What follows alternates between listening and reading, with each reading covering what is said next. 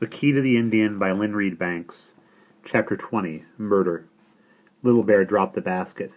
Till now he'd been holding it cupped before him in his two hands, but now he let it go. It fell out of his hands as it fell out of his mind. Omri realized it later. At the time, there was only the horrible feeling of being in a lift whose cable suddenly snaps, that hurtles sickeningly toward the ground. No time to think, only time to feel terror. But before the basket reached the ground, it was struck, kicked, sent flying again by running feet. Omri's father was pinning Omri to the side of the basket with an arm on either side. He was clutching the thick strands of plaited sweetgrass, grimly holding on. The sturdy, springy weave of the basket cushioned some of the foot blows that landed against it, which perhaps also broke their fall. At one point they were rolling along the floor, flopping, lifting, dropping. Omri didn't notice when his gustway fell off. His gasps and cries went unheard in the melee going on above and all around them as the Indians, emitting yelps and shouts, rushed pell-mell toward the smoke-filled open doorway. Omri lay on the earth floor with the breath knocked out of him. His father was half on top of him. The basket lay over them, a dark dome letting through little chinks and flashes of firelight. "Are you okay?" "I don't know." "Can you move everything?" Omri tried. His arms and legs worked, but his neck and shoulder hurt him badly. "I think I've wrenched my neck." His father stood up. One leg narrowly gave way under him, but he managed to heave the basket up and away. They were still in the longhouse, but much farther from the fire. The running feet must have kicked them halfway to the doorway. They stared. Through the doorway they could see the tall, abutting posts of the palisade blazing. They could see the silhouettes of Indians running, leaping right through the flames. They saw raised tomahawks and heard war cries. Dogs barked. Then there were shots. And all the time the sinister crackle and roar of the fire. "What can we do? How can we help?" Omri suddenly shouted. We can't do a single damn thing," said his father between his teeth. They heard shouts behind them and turned.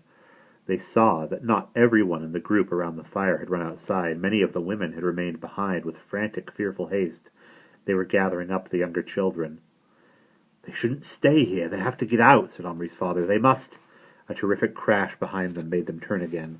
A section of the burning stockade had fallen inward, toward the longhouse, onto its roof. A mass of burning poles fell through the doorway and crashed to the ground in a wild uprush of sparks.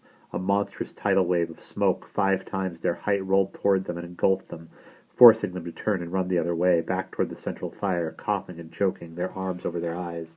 Suddenly Omri felt his father grab him. "Wait!" he coughed. Where's Tallbear?" "They left him asleep in the room. We must get him." Had his father forgotten they were small? But they ran as hard as they could, despite their bruises and strained muscles. Omri knew which was Little Bear's compartment. By now it was the one with the short logs of elm and sweet-smelling pile of grass near it, Bright Star's basket makings. To them it was about 100 yards away. Eventually they reached it and dived under the corn-husk curtain. The room was relatively smoke-free so far. They could see Tallbear amid the hides. He'd woken up and was sitting looking about him, a bewildered giant's child, with black hair on end. When he saw them, his face broke into a smile. He went on to all fours and began to crawl eagerly toward them. "Come on, run! Draw him after us!" They dived back under the curtain and burrowed under the sweetgrass. Tallbear crawled after them, sticking his head out from under the curtain and looking around in the firelit darkness. Then he got a lungful of smoke and did exactly what Omri's dad had been hoping. He let out a howl that turned into a noisy burst of coughing. Beside the fire, a woman's attention was caught. She saw the baby and ran toward him, scooping him up in her arms and carrying him away. The last they saw of him, he was hanging over her shoulder, reaching out his chubby hands toward them, yelling blue murder. The wave of smoke had cleared a little, and wasn't so thick down near the ground where they were. Omri could look around him. "Where's Clanmother?" he asked suddenly. "There she is, still by the fire. They must have forgotten her." "We must do the dream." "What?" Omri couldn't wait to explain. He was running. His shoulder and neck hurt fearfully, but it was as if the pain were somewhere else. It didn't stop him. He ran as hard as he could, and his father came limping behind him with one stiff knee, gasping. What are you doing?" Omri ran on ahead, trusting his dad to follow as best he could. It was a long way to the fire and to the old woman. By the time he got there, Omri was practically exhausted, and his lungs and eyes were protesting bitterly against the smoke. He thought frantically, "Her eyes! She looks half blind. She probably won't even see us through all this." But when he came up to her and tugged the skirt near her folded knee, and shouted and waved his arm, she looked down slowly, as if she had been in a trance, and then sharply bent closer. She saw him. She reached out her hand to catch hold of him, but this wasn't what he wanted.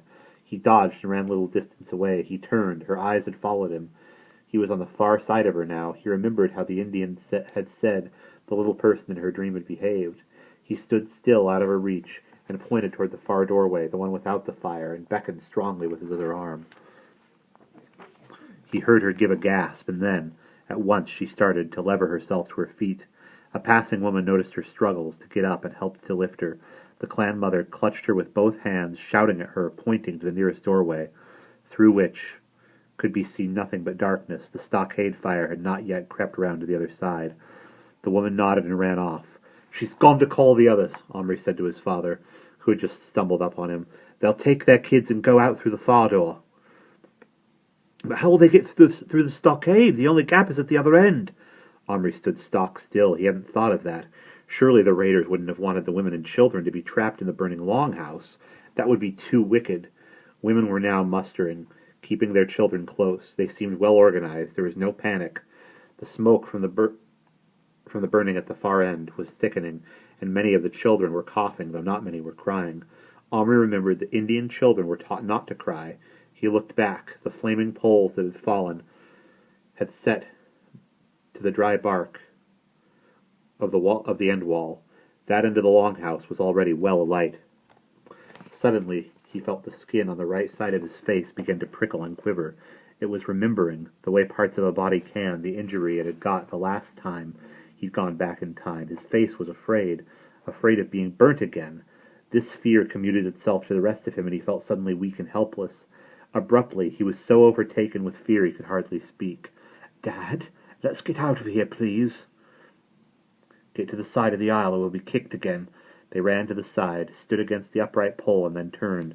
The small crowd of women and children were starting to move swiftly toward the empty black dark doorway at the end of the faraway blaze, at the end away from the blaze.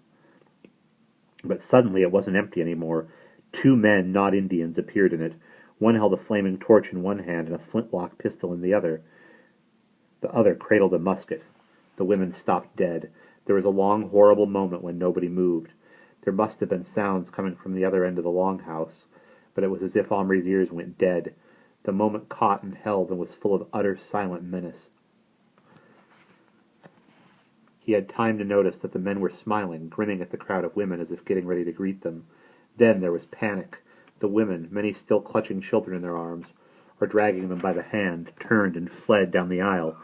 The central fire partly blocked their escape route, and one woman, running blindly, tripped and fell into the glowing embers. She screamed, her little boy screamed too, and pulled her by the arm as she struggled to roll clear of the smoldering logs. Then there was a bang that nearly stopped Omri's heart. The woman seemed to lift off the ground, and then fall back, motionless, her head in the embers. Her hair began to burn, but she didn't move. Her little son stood there, frozen, gaping. The whole thing took about a second. Then another shot rang out, a deeper, roaring sound, and after a brief pause for reloading, the flintlock fired again, through the smoke, toward the fleeing backs. Omri couldn't believe what he was seeing. He just stood there, watching, stunned with horror. He had forgotten his father, Little Bear, clan mother. All he could think of was Bright Stars. Was she among the fleeing women? Was she the one he saw leaving the ground as a shot hit her, and then dropping? Then he realized something else. At the far end, they couldn't get out. They were trapped by the blaze. The settlers could just come around the central fire toward them and pick them off, one by one, at their leisure. The only thing that was delaying this was the smoke. The women, brought up short by the blaze, were doubling back, ducking into